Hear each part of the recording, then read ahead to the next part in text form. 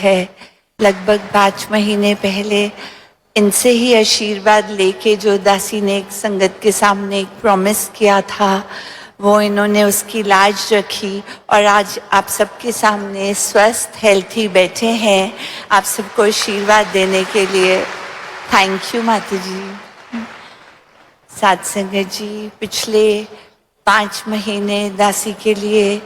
बहुत एक्सपीरियंस और लर्निंग वाले महीने थे, जहाँ एक पारिवारिक रूप में देखें तो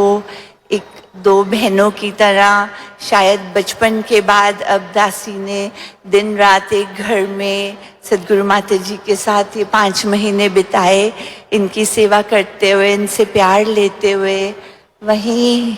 ये 5 महीने जो लर्निंग, जो एक्सपीरियंसेस हुए, वो दासी के लिए लाइफ टाइम की लर्निंग है। सत्संग जी, जैसे सद्गुरु माता जी ने अपनी प्रार्थना दिवस वाली विचार में बताया संगत को कि कैसे ऑनलाइन सत्संग बैठ के देखते थे, तो दासी भी साथ होती थी। तो माता जी ने कई बार अपनी आंखें नम कर लेनी और जब पूछना दासी ने कि आप जी ठीक हो ना, तो यही बोलना कि साथ संगत की बहुत याद आ रही है। तो दिल उदास भी हो जाना कई बार और यही ध्यान में आना कि सच्ची सद्गुरु जितना संगते सद्गुरु को प्यार और मिस करती हैं, शायद उससे ज़्यादा ही गुरु संगत को मिस कर रहे थे। तो दासी साथ ही यही फील करती रही कि जो हमेशा सुना कि सद्गुरु एक तप त्याग की मूर्त होता है, दासी ने यही देखा कि जब ऐसे हेल्थ का थोड़ा सा हुआ और उस समय भी जो सद्गुरु माता जी ने और राजपिता जी ने डिसीजन लिया कि ये 5 महीने जब सद्गुरु माता जी नहीं होंगे स्टेज पे विराजमान, तो उनका यही ध्यान बना कि राजपिता जी जाएं और सारी साथ संगत को अपना आशीर्वाद दें और सद्गुरु माता जी का भी प्यार और आशीर्वाद उन तक पहुंचाए। तो चाहे कितना भी अंदर से राजपिता जी का भी दिल करता था उस वक्त कि सद्गुरु माता जी के साथ ही रहूं, लेकिन फिर भी एक सद्गुरु को संतों से ऊपर कुछ भी नहीं होता। उन्होंने राजपिता जी को संगत के बीच भेजा और हम सब ने वो 5 महीने देखे कैसे राजपिता जी ने दिन रात लगा दिया, इतने tours back to back India में, अब्रॉड, और इतना हेक्टिक टूर्स बनाए कि जल्दी से टूर ख़त्म करें और सद्गुरु माता जी के पास वापस आएं। और दासी ने हमेशा देखा कि हर टूर पे जाने से पहले राजपिता जी पूरी चरणों में लेट के नमस्कार करते थे और यही अरदास करते थे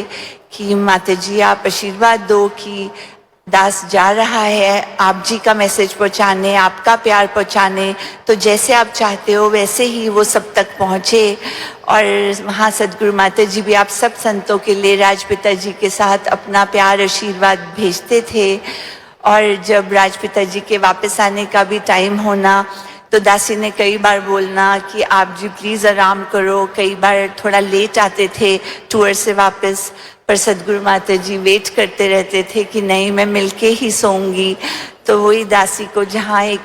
आपस में राजपिता जी और माता जी का जो प्यार और जो साथ, इतना वो एक्सपीरियंस भी किया कि सच्ची में जो एक गृहस्थी का एग्जाम्पल ये बन के दिखाते हैं, जो प्यार आपस में, और वही ये जो एक्सपीरियंसेस और ये जो लर्निंग हुई, तो दासी ये कभी भी भूल नहीं सकती। और जो सद्गुरु माता जी ने अपनी सेवा का मौका दिया, दासी तो बिल्कुल इसके लायक नहीं है, दासी को कुछ भी नहीं आता, लेकिन थैंक यू माता जी, आप जी ने ये सेवा बख्शी, अपने पास रखा। और दासी यही अरदास करती है जी, दासी को पता है कि इन 5 महीनों में आप जी की सेवा में बहुत कमी दासी की तरफ से रही और बहुत गलतियां हुई जी। दासी को पता है कि बहुत कमियां हैं और बहुत गलतियां की। आप जी प्लीज बख्श दो, आप बख्शनहार हो। जो भी इन महीनों में आप जी की सेवा